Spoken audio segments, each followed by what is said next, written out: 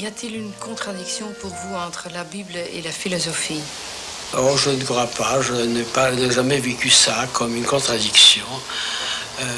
C'est dans les deux cas, il s'agit du sens, l'apparition du sensé, que ce soit sous forme de ce qu'on appelle chez les Grecs la raison, ou que ce soit sous forme de la relation avec le prochain dans la Bible. Pour moi, ce qui les unit, avant tout, c'est que dans les deux cas, il est question de la recherche du sens. Du sens, oui. C'est dans cette même Europe que vous avez fait l'expérience des années 30 et de la guerre 40-45. Une expérience et une influence qui est probablement encore plus importante pour vous et pour l'élaboration de votre pensée. Écoutez, ça, c'est même l'expérience fondamentale de ma vie et de ma pensée, le pressentiment de ces années terribles, et c'est le souvenir de ces années qui sont ineffaçables, mais je ne pense pas que l'issue peut consister dans un changement des principes de cette civilisation. Je pense qu'à l'intérieur de cette civilisation, en mettant à une place centrale des éléments qui étaient plus latéraux, que peut-être il y a une issue.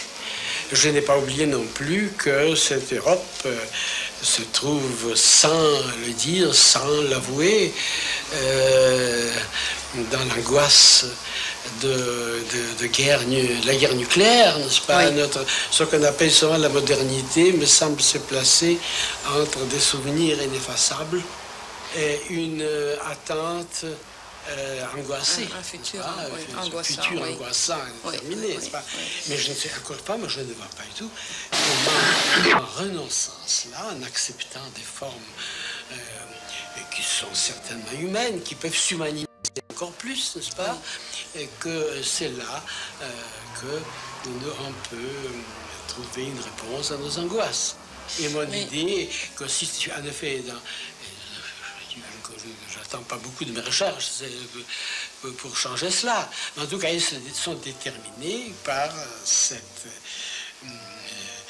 que je pensais être un déséquilibre à l'intérieur de cette civilisation entre les thèmes fondamentaux du savoir et les thèmes fondamentaux de la relation avec autrui. Je suis responsable d'autrui, je réponds d'autrui, et somme toute, je réponds avant d'avoir fait quelque chose. C'est le thème principal, c'est même ma discussion fondamentale, c'est que l'autre homme qui de prime abord fait partie d'un ensemble qui sont toutes mes données comme les autres objets, comme l'ensemble du monde, comme le spectacle du monde. Et l'autre homme perce en quelque manière cet ensemble précisément par son apparition comme visage, qui n'est pas simplement une forme plastique, mais qui est aussitôt un engagement pour moi, un appel à moi, un ordre pour moi de me trouver, je dirais, au service de ce visage. Et de servir ce visage, pas servir ce visage, servir l'autre personne qui, dans ce visage, m'apparaît à la fois dans sa nudité, dans ses sans moyens, sans rien que le protège, dans ce sens-là, dans sa nudité et dans son dénuement. Et en même temps, comme le lieu où on me commande. Et c'est ça que j'appelle, cette manière de commander du visage, c'est ça que j'appelle la parole des dieux dans le visage. Et ce commandement, c'est tu ne tueras point. C'est ceux qui se prêtent au meurtre et ceux qui résistent au meurtre. Voilà, avec l'essence. Et par contre, c'est une relation, tu ne tueras point, ce qui est tout un programme, c'est-à-dire tu me feras vivre. Il y a 1000 manières de tuer autrui. Ce n'est pas simplement avec un revolver qu'on tue autrui. On tue autrui en étant indifférent à lui, en ne s'occupant pas de lui, en le laissant, en l'abandonnant. Hein? Vous comprenez? Par conséquent, tu ne tueras point est la chose principale, n'est-ce pas? C'est l'ordre principal dans lequel l'autre homme, est reconnu comme ce qui s'impose à moi. Oui, mais ce visage de l'autre fait appel à ma responsabilité. Oui.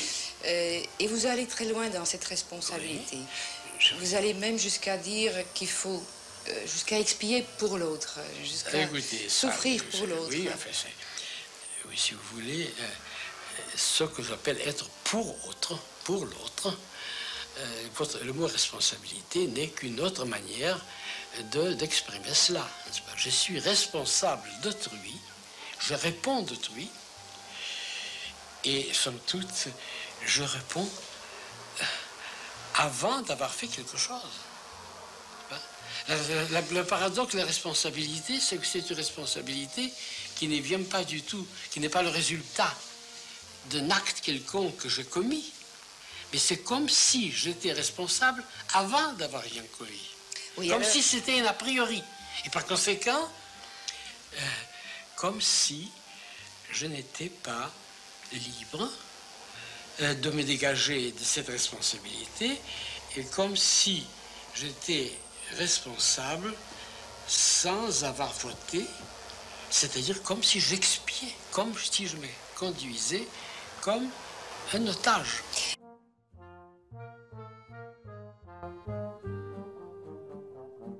Signifie encore la liberté et l'autonomie de l'être humain quand, préalable à toute connaissance et donc à toute liberté de choix, c'est l'autre qui met ma liberté en question et qui exige ma responsabilité. Et oui, écoutez, je pose la question, comment définissez-vous la liberté? Évidemment, il y a la liberté de la contrainte. Quand il y a la contrainte, il n'y a pas de liberté. Quand il y a... Mais est-ce que quand il n'y a pas contrainte, il y a nécessairement liberté? Est-ce que la liberté doit être définie d'une manière purement négative par l'absence de la contrainte, ou au contraire, la liberté signifie la possibilité pour une personne, l'appel adressé à une personne de faire quelque chose que personne d'autre ne peut faire à sa place. Si vous voulez, là, dans ce que j'appelle cette bonté préalable à tout choix, dans cette bonté préalable à tout choix qui est ma responsabilité, je suis comme élu d'être le seul, le non interchangeable, le seul à pouvoir faire ce que je fais à l'égard d'autrui. En fait, c'est une réponse à Sartre que vous donnez là, qui dit que nous sommes condamnés à être libres. Tout dépend. Est-ce que quand on est voué à quelque chose, avec quelque chose où il n'y a pas simplement une aveugle nécessité, mais où il y a un appel à moi en tant que l'unique pouvant accomplir ce que j'accomplis, et l'éthique ou la responsabilité éthique est toujours cela. La signification même de mon obligation éthique, c'est comme si personne d'autre ne pouvait faire ce que je fais, comme si j'étais élu. C'est cette notion de liberté d'élection que je substitue à cette liberté purement négative. Ce qui nous choque dans la non-liberté, c'est que nous sommes n'importe qui. Dans ma responsabilité pour autrui, et comment... je suis toujours appelé comme si j'étais le seul qui puisse le faire. Se remplacer pour un acte moral, c'est renoncer à l'acte moral. Du bien. J'ai dit même à un certain moment une formule terrible, la bonté n'est pas un acte volontaire. Oui, oui. Je veux dire par là qu'il n'y a pas dans le mouvement de liberté, il n'y a pas d'acte particulier d'une volonté qui intervient, qui s'est dit, On ne se décide pas à être bon, on est bon avant toute décision. Il y a dans ma conception l'affirmation d'une bonté initiale de la nature humaine.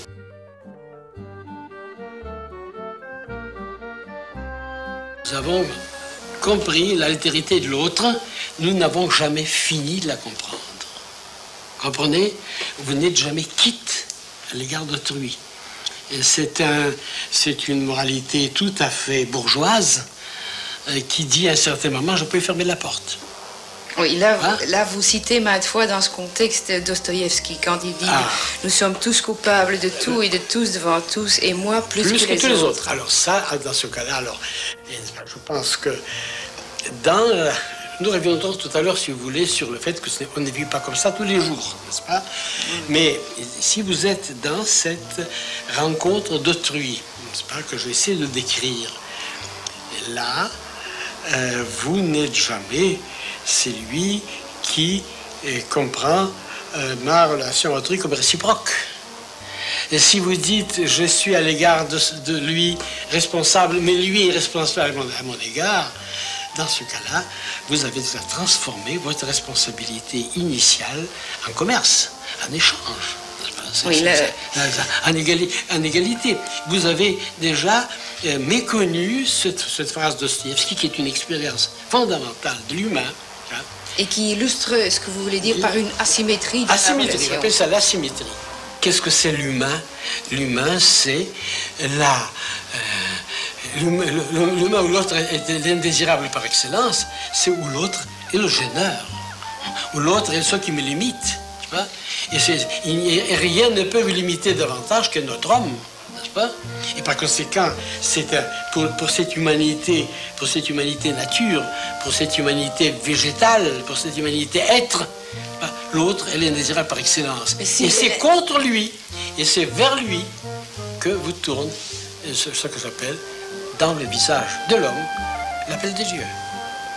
C'est dramatique. Je ne sais pas si c'est un terme qui vient de mon article Dieu et la philosophie, n'est-ce pas? Oui. Où j'ai essayé de montrer, c'est un article qui m'importe le plus, où, si vous voulez, la réponse de Dieu ne consiste pas à vous répondre, mais à vous renvoyer vers l'autre. C'est ça. Dieu à l'infini, c'est le rapport à l'humain. Écoutez, je vais vous dire, mademoiselle, ce que j'admire le plus dans l'Évangile. Je ne suis pas chrétien, vous le savez, et je trouve dans l'Évangile beaucoup de choses qui me sont proches, et dont les bases me paraissent tout à fait bibliques. C'est le chapitre 25 de Matthieu. N'est-ce pas? Vous savez, c'est le chapitre sur le comment ça s'appelle ça, sur le jugement dernier, où le Christ a dit, Dieu, enfin, vous m'avez chassé, vous m'avez poursuivi. Quand avons-nous poursuivi? Quand avons-nous chassé? Quand vous avez chassé le pauvre. Et il faut prendre ça non pas du tout au sens métaphorique, mais au sens eucharistique. C'est vraiment le pauvre qui était celui où c'est dans le pauvre qu'il y avait la présence de Dieu. Au sens concret. En concret, n'est-ce pas? Oui. Dans votre ouvrage Totalité et Infini, vous dites « L'âme est naturellement athée. C'est une grande gloire pour le Créateur que d'avoir mis sur pied un être capable d'athéisme. L'athéisme conditionne une relation véritable avec un vrai Dieu. Est-ce que vous voulez libérer l'homme de Dieu? » C'est dans ce sens-là que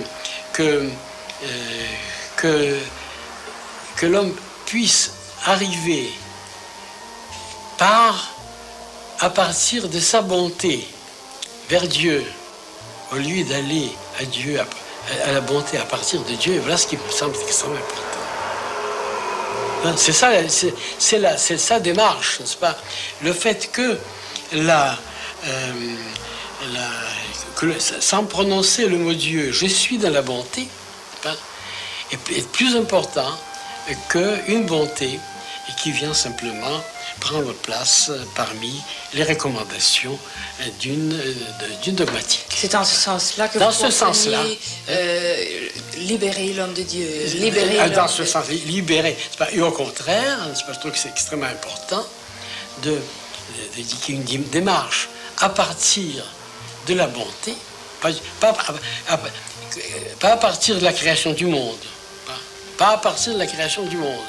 La création du monde, et non plus à partir la création du monde elle-même doit prendre sa signification à partir de la bonté. Oui, non, ça c'est une autre chose. Ça c'est qu'il est absolument scandaleux.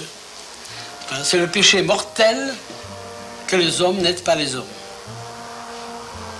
Si c'est Dieu qui s'en chargeait,